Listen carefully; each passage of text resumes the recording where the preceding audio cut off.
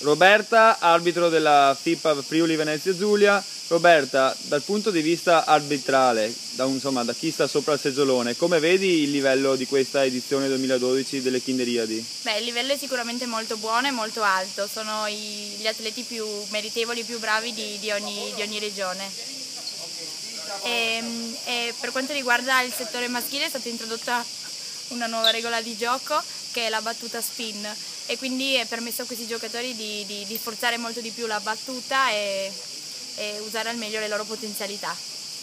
E anche a te faccio la stessa domanda della tua collega, la location come ti sembra? Beh, è una location molto bella, molto funzionale, anche lo staff che sta lavorando con noi è molto cordiale, molto gentile, è sempre a nostra disposizione e tra virgolette sono i nostri angeli custodi perché ci accolgono e ci rendono tutto più tranquillo e funzionale. Grazie.